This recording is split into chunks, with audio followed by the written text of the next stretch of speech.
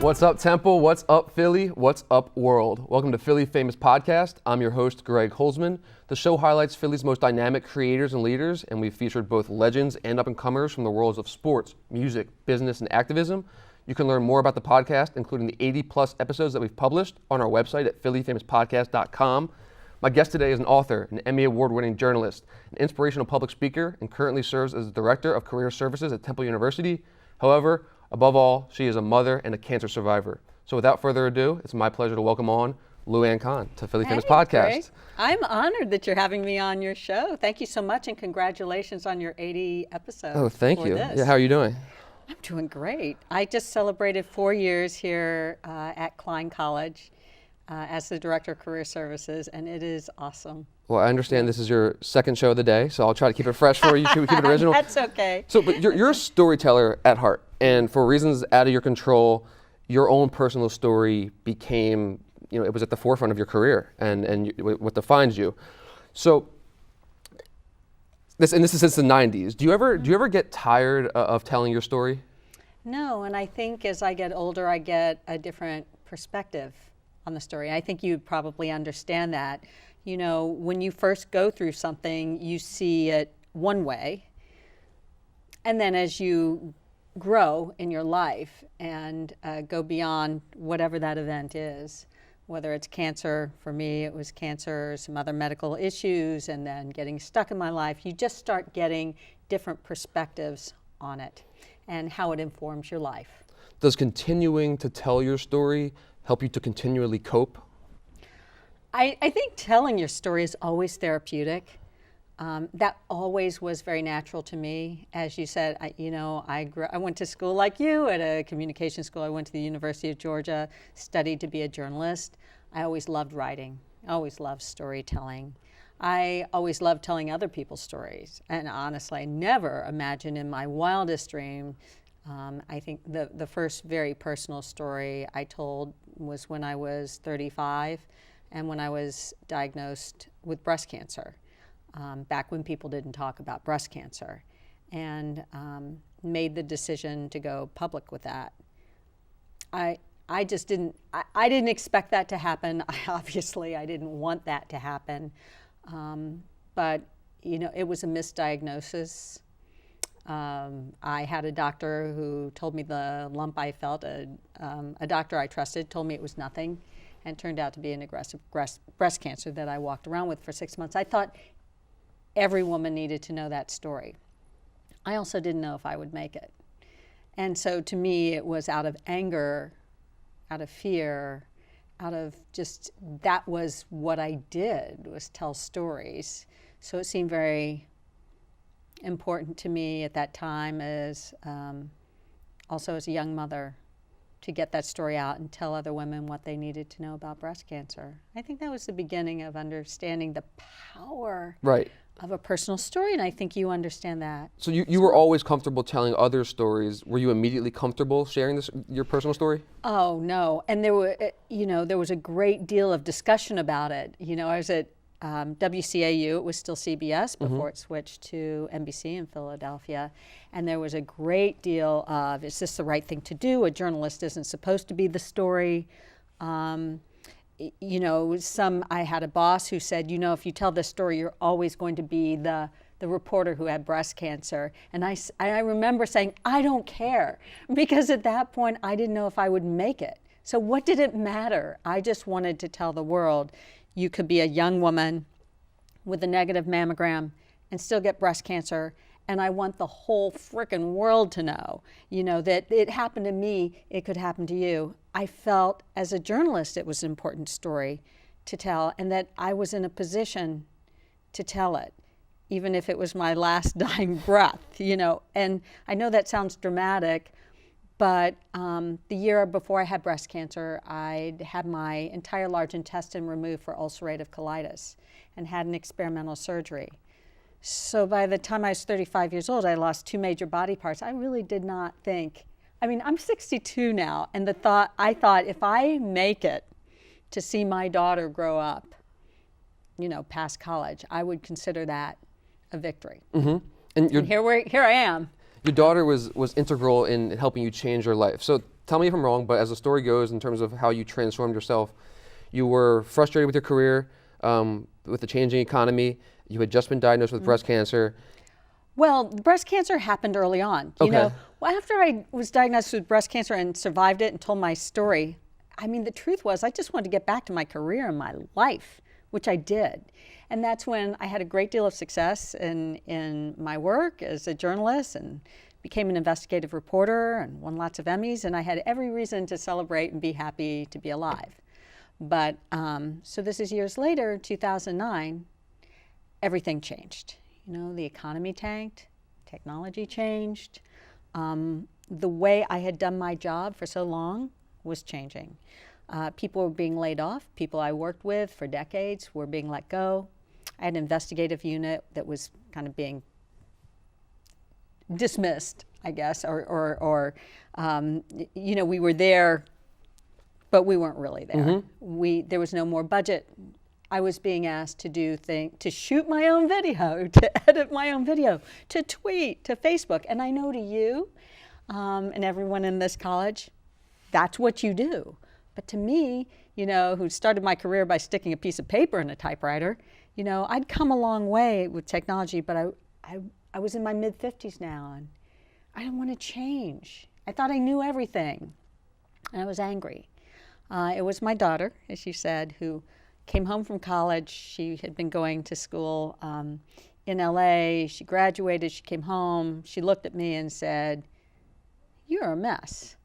You survived breast cancer, you survived, I had survived kidney cancer too, survived having your colon removed, and you know, won all these awards as a journalist, and you are miserable. Shame on you.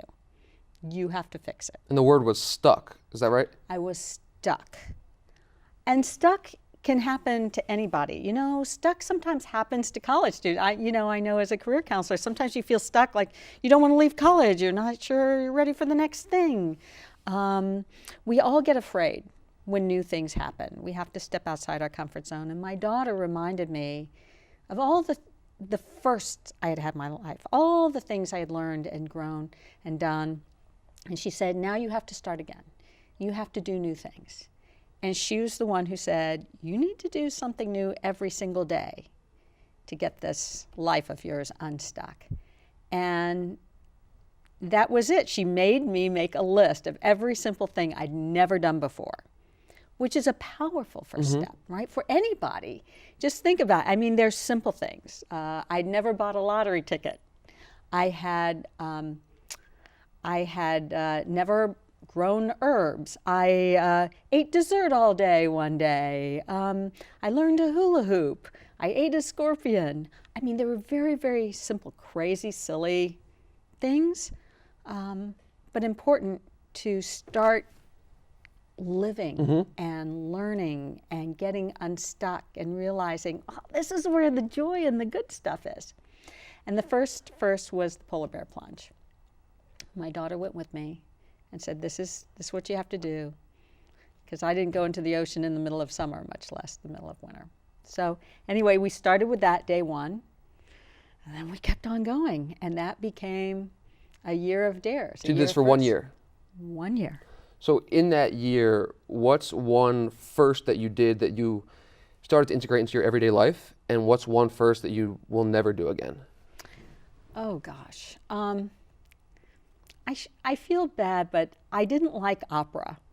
You went to an opera? I went to an opera. I'd never been to an opera. I have not either. Right? But you know, someone challenged me to do that. I hate to say it, opera lovers, I don't know if that would be on the top of my list to ever do again. I went on this crazy website where you push a button and you talk randomly to people around the world. They just pop up. I don't even know if this app still exists. You have to read the book. Some weird things happen. You know, strange men were on there doing strange things. I never have to do that one again. So you've documented all this in your book, I Dare Me. All of it is documented. Most of it is documented on video. Okay. I think, you know, it's interesting. One of the things I learned was not to be afraid to do things by yourself. And I think especially women, you know, afraid to go to dinner by yourself, afraid to go to the movies by yourself, afraid to travel by yourself. was interesting. This journey cured me of that. I'm not afraid to go anywhere by myself Okay. now. And it's just one of many things So I learned from it. So you've incorporated eating a scorpion into your everyday Oh, dietary. You know what? I've incorporated, if I haven't done it before, I haven't tried it before, that I should push myself to do it.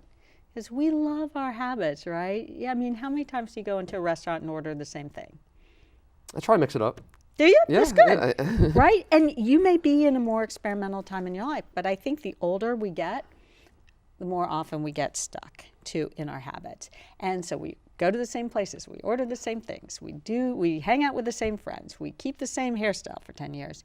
And it's important to keep mixing it up the way you do now. Have you felt stuck since you've tried this? Oh no, I'm very aware now how important it is to say yes. You know, the natural, even for me, the natural, when someone challenges you to do something new, the first thing it automatically goes to no, because that's where we go. It's our natural default. Mm-hmm. But I recognize it now, and I go, if it's something I haven't done before, and I think there's some value in doing it, I try to say yes. And that's the difference. I've learned that there are rewards to saying yes, and that this is where you learn and grow. Doing the same thing, we know what will happen. When we do something new, anything is possible. Anything new is possible. And again, it just makes our life richer. So I try as often as I can to, if there's a new experience to be had, something I haven't tried, to say yes to it. I want to backtrack just a little bit. Mm-hmm. So you beat breast cancer in the early 90s. Mm-hmm. When did you get kidney cancer? It was about 10 years after. Uh-huh. And probably, honestly, kidney cancer is one of those cancers that is often caught too late because it's so silent, doesn't have a lot of symptoms. But because they were watching me so carefully, because of my other two medical illnesses, and there were so many scans, in one of these checks, they found it. And when they did the surgery, they didn't even know for sure. They said, we're going to have to take this out. We don't know if it's cancer or not, but it was. So, I mean, thank goodness. They took out part of a rib and part of my right kidney, and I still have some of it. So I still have like a kidney and a half. And yeah, so I'm missing a few body parts. So how was that second encounter with cancer different for you? I don't know. It's even more terrifying because I don't know if maybe you have, but you start wondering why your body keeps turning on you. You know, how do you trust your body again when it keeps turning? And I think that has been the other lesson for me, why I think it's so important to work out, why I think it's so important to take care of everything I can and hold on to the body parts I have left, because we don't know. Who knows why I got breast cancer? It's not my family. Who knows why I got kidney cancer? The other illness ran in my family. I could understand that. But it changes you. It changes you. And I think the second cancer might have even been more terrifying. And I don't know if, obviously my body grows things it shouldn't. And so I think I'm very aware of each day. I'm very aware of making it count. I'm very aware that it's important to be happy. I think that's part of the reason I came to Temple, switched careers, knowing when it was time. After my year first, I stayed another 5 years at NBC 10 and loved it, and tweeted and Facebook and did everything, and felt like I really embraced all the new technology, and then realized I am ready for a change. And it's the most wonderful thing to give back every day in terms of being able to work with college students. But when you've had cancer twice, it really does change your perspective, because I know who knows what happens tomorrow. I just have that different perspective. So if you blamed anything or anybody, it was your own body. You blamed yourself in a sense. You know, it's taken a while to make peace with my body, right? Because you're angry. How could you turn on me again? What did I do? You know, I thought I was eating right. I thought I was exercising right. What did I do you're constantly why? And I'll never know why. Right. And it takes time to accept that, to go, okay, body. I mean, there was one year I decided, what difference does it make? I'm just going to eat chocolate and French fries and not exercise. And then I felt horrible. My body felt horrible. So I had to go through a lot of different phases of life. And how lucky am I that I keep getting to learn on this journey. I keep getting more chances to get it right. Well, as a seasoned storyteller, you're very comfortable and familiar with spinning a story to make it favorable for yourself. Mm-hmm. So how did you spin your own story to not, to stay optimistic and to stay, have faith? I think I am naturally an optimistic person. But,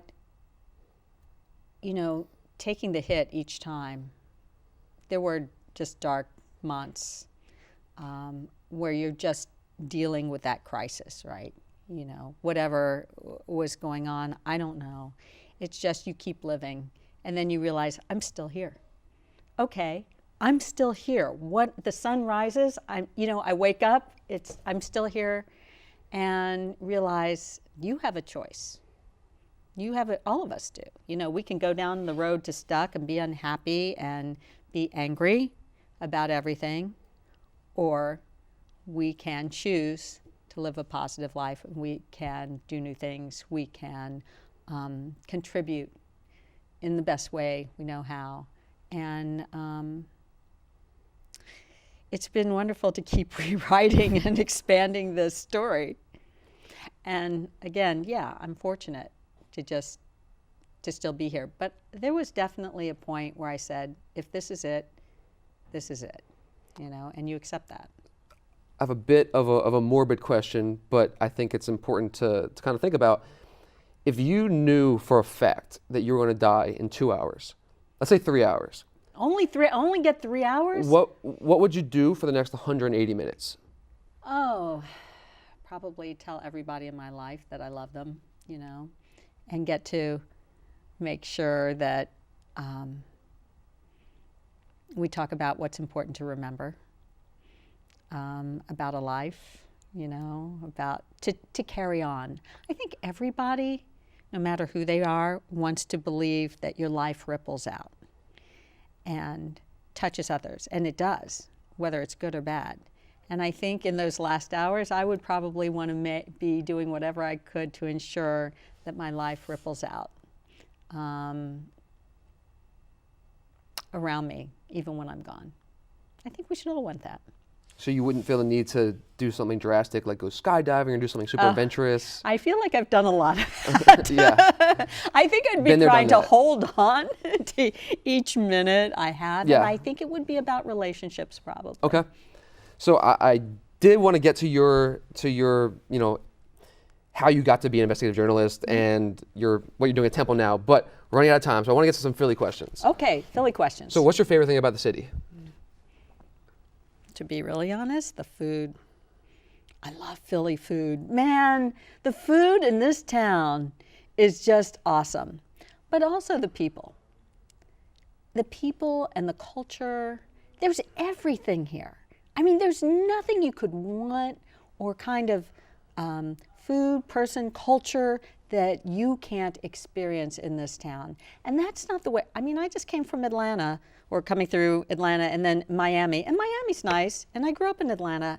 It ain't Philly. Nope. No, I mean, we really have everything here, and that's just a blessing. What well-known living or dead Philadelphian do you most admire, and why?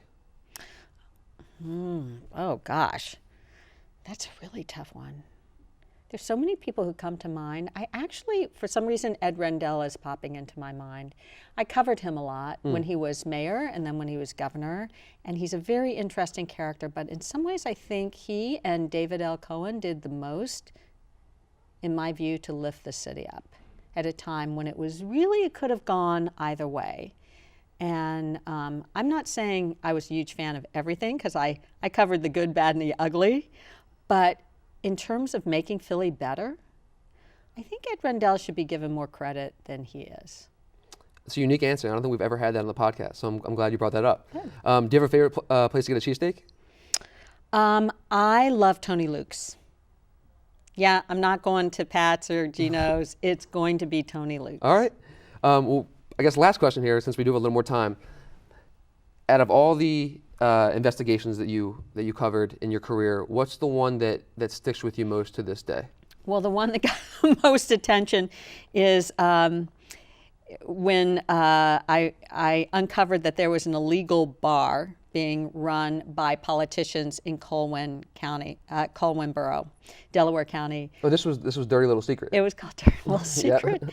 And the politicians who were elected it's a dry town, but they decided that they should have their own bar. I mean, they had a bartender and then people were paying, but not everybody was invited to join. And they were running it out of the firehouse. And it was disrupting the fire service, the volunteer fire company there.